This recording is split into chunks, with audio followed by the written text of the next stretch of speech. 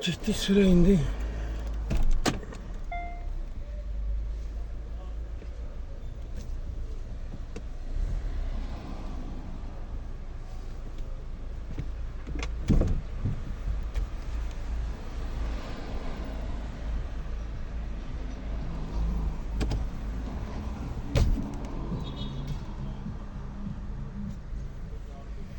Yani burada da görsen sola düştü. Problem sola keçdi. Problemimiz stupçanın özündədir. Stupçanın özündə daçikləri dəyişdim. Sağı sola qoşdum, solu sağa qoşdum, şunu uzatdım.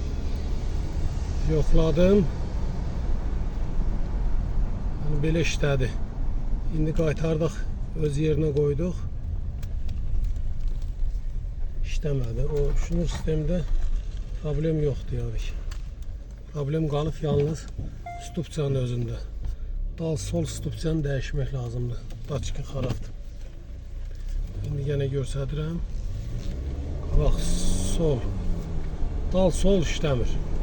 Amma incənə o birisi qrafikdə işləyirdi. Buna görə ki yerini dəyişmişdi. Şey gəlib hazırdır maşın.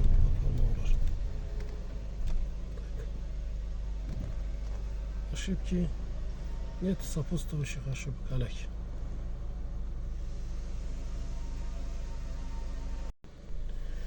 Ya Allah, gittik spidometrinde açıkın yoxlayaq. Tak. Şimdi gördüğümüz kimi hal-hazırda sağ tərəfdə açıqda problem göstərir. Gəh göstərir, gəh göstərmir o da. Aşıqlar da pozulur.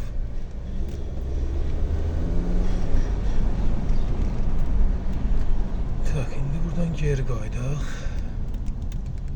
Aşıqlar pozulur.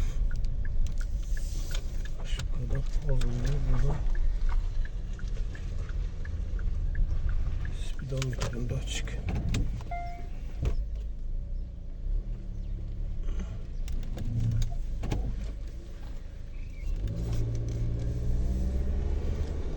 Sağ tərəf göstərmir. Göstərmək istədi, göstərmədi. Gəh qalxır, gəh düşür. ABS də aşıqqa verdi.